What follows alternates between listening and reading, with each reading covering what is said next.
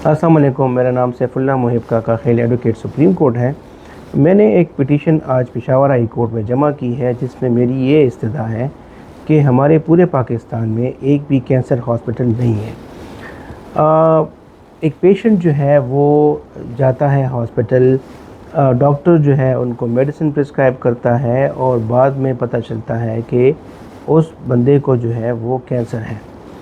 वो भी तब पता चलता है जब उसका लास्ट स्टेज तक जो है बात चली जाती है, तो उनको रेफ़र कर दिया जाता है प्राइवेट हॉस्पिटल्स, और जो अमाउंट प्राइवेट हॉस्पिटल्स उनसे डिमांड करते हैं वो जो है वो प्रोवाइड नहीं कर सकते, वो अफोर्ड नहीं कर सकते।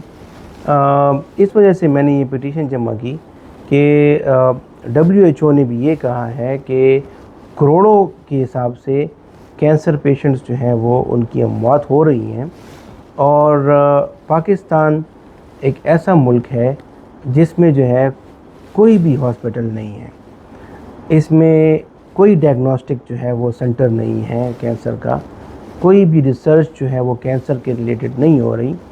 मैंने ये अदालत में जो है पिटीशन में ये लिखा हुआ है कि हमारे पार्लियामेंटेरियंस, हमारे जो MPAs हैं, हमारे मिनिस्टर्स हैं, हमारे सेनेटर्स हैं, हमारे एडवाइज़र्स हैं, वो तनकीद पे तनकीद एक दूसरे पे किए जा रहे हैं, लेकिन जो वेलफेयर ऑफ सिटीज़न्स है वो जो है उस पे काम नहीं हो रहा। और काफ़ी टाइम हो गया है, गवर्नमेंट इस्टेब्लिश हो गई है, फेडरल में जो है वो अपनी गवर्नमेंट आ गई है, प्रोविंसेस में अपनी गवर्नमेंट आ गई है, और यहाँ पर जो है कोई पॉलिटिशियन भी जो है कैंसर हॉस्पिटल्स के रिलेटेड या हेल्थ फैसिलिटीज़ के रिलेटेड जो है वो काम नहीं कर रहा और ना करना चाहता है। तो इस वजह से मैंने ये पिटीशन जो है वो जमा की है कि आवाम का पैसा जो है वो आवाम पे ही लगाया जाए। Thank you so much.